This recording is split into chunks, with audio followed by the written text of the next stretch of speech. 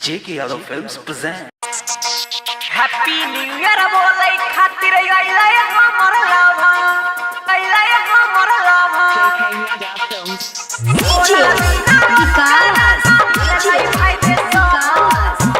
Singing by Prince Pirya.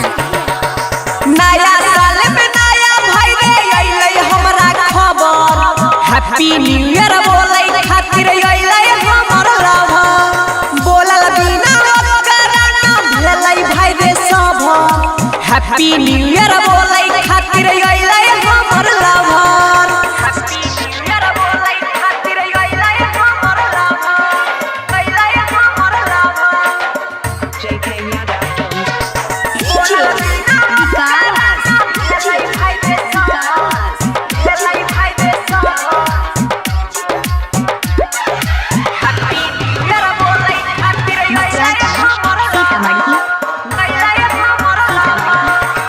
नया साल में नया भाई है छै एगो कमरे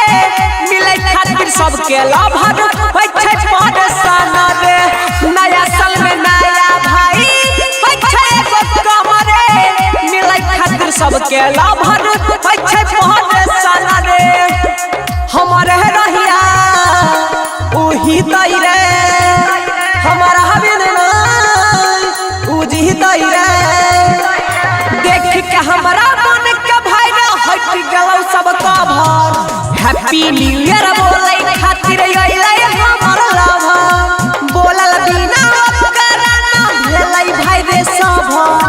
हैप्पी न्यू ईयर बोलै खातिर अइलै हमर लव हैप्पी न्यू ईयर बोलै खातिर अइलै हमर लव अइलै हमर लव JK Yadav Films. बोलल बिना कराना भेलै भाई रे सब भेलै भाई रे सब हैप्पी न्यू ईयर बोलै खातिर अइलै हमर लव अइलै हमर love Singing by Prince Pirya. देख के हमारा मन छै किसरे जब से चढ़लै 2021 रे देख के हमारा मन छै किसरे जब से चढ़लै 2021 रे राइटर सनजी गेलै मिहिलै रे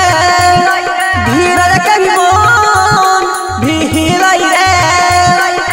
छौरा पीर सब के होय छौ नै रे सब हैप्पी न्यू ईयर बोलै खातिर अइलै हमर लव बोलल बिना कराना भेलै भाई रे सब हैप्पी न्यू ईयर बोलै खातिर अइलै हमर लव हैप्पी न्यू ईयर बोलै खातिर अइलै हमर लव JK Yadav Films.